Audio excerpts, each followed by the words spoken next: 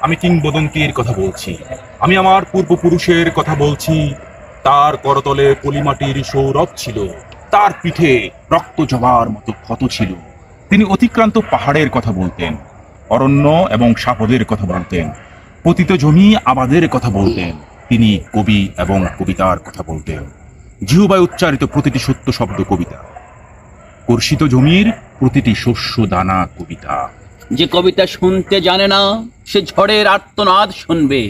যে কবিতা শুনতে জানে না সে দিগন্তের অধিকার থেকে বঞ্চিত হবে। যে কবিতা শুনতে জানে না সে আজন্মকৃত দাস থেকে যাবে। আমি উচ্চারিত সত্যের মতো স্বপ্নের কথা বলছি, উনুনের আগুনে আলোকিত একটি উজ্জ্বল জানালার কথা বলছি। আমি আমার মায়ের কথা বলছি। তিনি বলতেন, প্রবহমান নদী যে সাঁতার জানে না তাকেও ভাসিয়ে রাখে। যে কবিতা শুনতে জানে না সে নদীতে ভাসতে জানে না। যে কবিতা শুনতে জানে না সে মাছের সঙ্গে খেলা করতে জানে না। যে কবিতা শুনতে জানে না সে মায়ের কোলে শুয়ে গল্প শুনতে পারে না। আমি কিংবদন্তির কথা বলছি। আমি আমার পূর্বপুরুষের কথা বলছি। আমি বিচলিত স্নেহের কথা বলছি, গর্ভবতী বোনের মৃত্যুর কথা বলছি। আমি আমার ভালোবাসার কথা বলছি। ভালোবাসা দিলে মা মরে যায়, যুদ্ধ আসে ভালোবেসে মায়ের ছেলেরা চলে যায়। আমি আমার ভাইয়ের কথা বলছি। যে কবিতা শুনতে জানে না সে সন্তানের জন্য মরতে পারে না। যে কবিতা শুনতে জানে না সে ভালোবেসে যুদ্ধে যেতে পারে না। যে কবিতা শুনতে জানে না সে সূর্যকে হৃৎপিণ্ডে ধরে রাখতে পারে না। আমি কিংবদন্তির কথা বলছি। আমি আমার পূর্বপুরুষের কথা বলছি। তার পিঠে রক্ত জবার মতো ক্ষত ছিল, কারণ তিনি কৃতদাস ছিলেন। আমরা কি তার মতো কবিতার কথা বলতে পারবো? আমরা কি তার মতো করে স্বাধীনতার কথা বলতে পারবো? তিনি মৃত্তিকার গভীরে কর্ষণের কথা বলতেন, অবগাহিত ক্ষেত্রে পরিচ্ছন্ন বীজ বপনের কথা বলতেন, সবসা গাভীর মতো দুগ্ধবতী শস্যের পরিচর্যার কথা বলতেন। তিনি কবি এবং কবিতার কথা বলতেন, যে কর্ষণ করে তার প্রতিটি শ্বেত বিন্দু কবিতা, কর্ষিত জমির প্রতিটি শস্যদানা কবিতা। যে কবিতা শুনতে জানে না শস্যহীন প্রান্তর তাকে পরিহাস করবে। যে কবিতা শুনতে জানে না সে মাতৃস্তন্য থেকে বঞ্চিত হবে। যে কবিতা শুনতে জানে না সে আজন্ম ক্ষুধার্ত থেকে যাবে। যখন প্রবঞ্চক ভূস্বামীর প্রচণ্ড দাবদাহ আমাদের শস্যকে বিপর্যস্ত করলো, তখন আমরা শ্রাবণের মেঘের মতো যূথবদ্ধ হলাম। বর্ষণের স্নিগ্ধ প্রলেপে মৃত মৃত্তিকাকে সঞ্জীবিত করলাম। বারিসিক্ত ভূমিতে পরিচ্ছন্ন বীজ বপন করলাম। সুগঠিত শ্বেতবিন্দুর মতো শস্যের সৌকর্য অবলোকন করলাম এবং এক অবিশ্বাস্য আঘ্রাণ আনিশ্বাস গ্রহণ করলাম। তখন বিষসর্প প্রভুগণ অন্ধকার গহ্বরে প্রবেশ করল এবং আমরা ঘন সন্নিবিষ্ট তাম্রলিপির মতো রৌদ্রালোকে উদ্ভাসিত হলাম। তখন আমরা সমবেত কণ্ঠে কবিতাকে ধারণ করলাম। দিগন্ত বিদীর্ণ করা বজ্রের উদ্ভাসন কবিতা, রক্ত জবার মতো প্রতিরোধের উচ্চারণ কবিতা।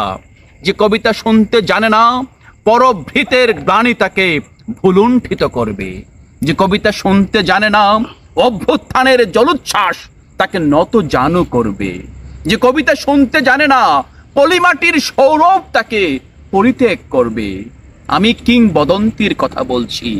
আমি আমার পূর্বপুরুষের কথা বলছি। তিনি স্বপ্নের মতো সত্য ভাষণের কথা বলতেন, সুপ্রাচীন সঙ্গীতের আশ্চর্য ব্যক্তির কথা বলতেন। তিনি কবি এবং কবিতার কথা বলতেন। যখন কবিকে হত্যা করা হলো, তখন আমরা নদী এবং সমুদ্রের মোহনার মতো সব ক্ষেত্রে সম্মিলিত হলাম। প্রজ্বলিত সূর্যের মতো অগ্নিগর্ভ হলাম।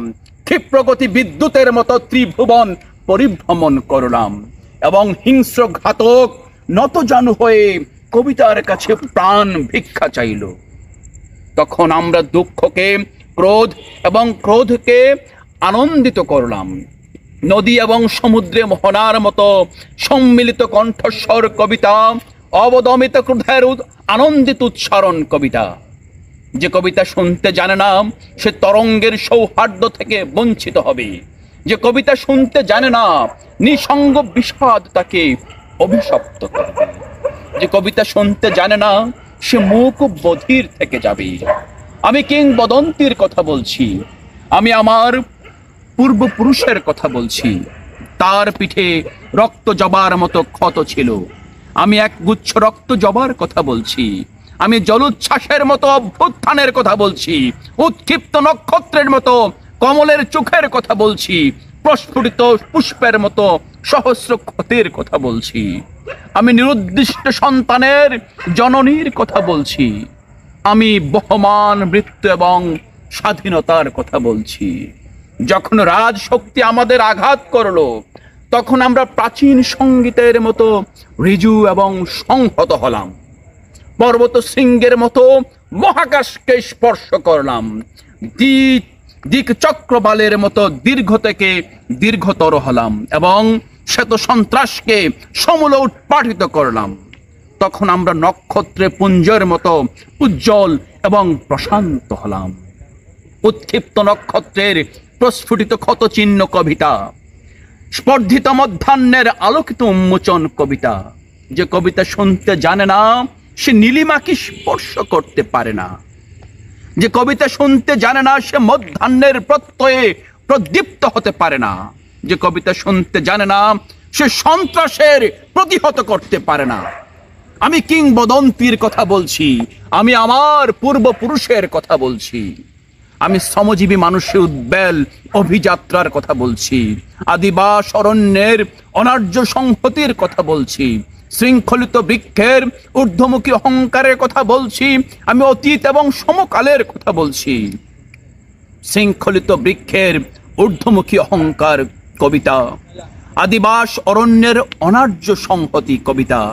যে কবিতা শুনতে জানে না যুথভ্রষ্ট বিশৃঙ্খলা তাকে বিপর্যস্ত করবে। যে কবিতা শুনতে জানে না বিভ্রান্ত অবক্ষয় তাকে দৃষ্টিহীন করবে। যে কবিতা শুনতে জানে না সে আজন্ম হীনমন্য থেকে যাবে। যখন আমরা নগরীতে প্রবেশ করলাম তখন চতুর্দিকে ক্ষুধা, নিঃসঙ্গ মৃত্তিকা, শস্যহীন ফলবতী বৃক্ষরাজি নিষ্ফল এবং ভাসমান ভূখণ্ডের মতো ছিন্নমূল মানুষেরা ক্ষুধার্ত। যখন আমরা নগরীতে প্রবেশ করলাম তখন আদিগন্ত বিশৃঙ্খলা, নিরুদ্দিষ্ট সন্তানের জননী, সুখ সন্তপ্ত দীর্ঘদেহ পুত্রগণ বিভ্রান্ত এবং রক্তবর্ণ কমলের মতো বিস্ফোরিত নেত্র, দৃষ্টিহীন। তখন আমরা পূর্বপুরুষকে স্মরণ করলাম, প্রপিতামহের বীর গাথা স্মরণ করলাম, আদিবাসী অরণ্য এবং নতজানু সাপদের কথা স্মরণ করলাম। তখন আমরা পর্বতের মতো অবিচল এবং ধ্রুব নক্ষত্রের মতো স্থির লক্ষ্য হলাম। আমি কিংবদন্তির কথা বলছি, আমি আমার পূর্বপুরুষের কথা বলছি। আমি স্থির লক্ষ্য মানুষের সশস্ত্র অভ্যুত্থানের কথা বলছি। শ্রেণীযুদ্ধের অলিন্দে ইতিহাসের বিচরণের কথা বলছি। আমি ইতিহাস এবং স্বপ্নের কথা বলছি। স্বপ্নের মতো সত্য ভাষণ ইতিহাস, ইতিহাসের আনন্দিত বিজ্ঞান কবিতা। যে বিনিদ্র সে স্বপ্ন দেখতে পারে না, যে অসুখী সে কবিতা লিখতে পারে না। যে উদ্গত অঙ্কুরের মতো আনন্দিত সে কবি, সে সত্যের মতো স্বপ্ন ভাবি সে কবি। যখন মানুষ মানুষকে ভালোবাসবে তখন প্রত্যেকেই কবি। আমি কিংবদন্তির কথা বলছি, আমি আমার পূর্বপুরুষের কথা বলছি। আমি বিচলিত বর্তমান এবং অন্তিম সংগ্রামের কথা বলছি। খণ্ডযুদ্ধের বিরতিতে আমরা ভূমিকর্ষণ করেছি। হত্যা এবং ঘাতকের সংকীর্ণ ছায়াপথে পরিচ্ছন্ন বীজ বপন করেছি এবং প্রবহমান নদীর সুকুমার দাক্ষিণ্যে শস্যের পরিচর্যা করেছি। আমাদের মুখায়বব অসুন্দর কারণ বিকৃতির প্রতি ঘৃণা মানুষকে কুশ্রী করে দেয়। আমাদের কণ্ঠস্বর রূঢ় কারণ অন্যায়ের বিরুদ্ধে ক্ষোভ কণ্ঠকে কর্কশ করে দেয়।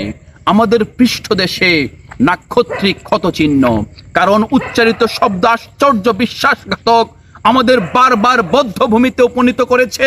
আমি কিংবদন্তির কথা বলছি, আমি আমার পূর্বপুরুষের কথা বলছি, আমার সন্তানেরা, আমি তোমাদের বলছি, যেদিন প্রতি উচ্চারিত শব্দ সূর্যের মতো সত্য হবে, সেই ভবিষ্যতের কথা বলছি, সেই ভবিষ্যতের কবিতার কথা বলছি। আমি বিশ্ব সর্প প্রভুদের চিরপ্রয়াণের কথা বলছি, দ্বন্দ্ব এবং বিরোধের পরিসমাপ্তির কথা বলছি, সুতীব্র ঘৃণার চূড়ান্ত অবসানের কথা বলছি।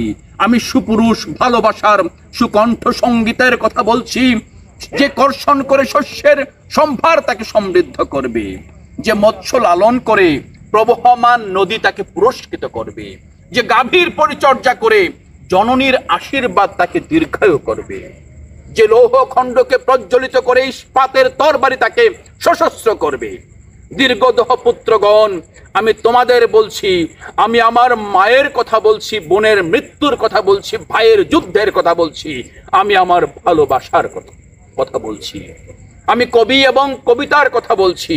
সশস্ত্র সুন্দরের অনিবার্য অভ্যুত্থান কবিতা, সুপুরুষ ভালোবাসার সুকণ্ঠ সঙ্গীত কবিতা, জিহ্বার উচ্চারিত প্রতিটি মুক্ত শব্দ কবিতা, রক্ত জবার মতো প্রতিরোধের উচ্চারণ কবিতা।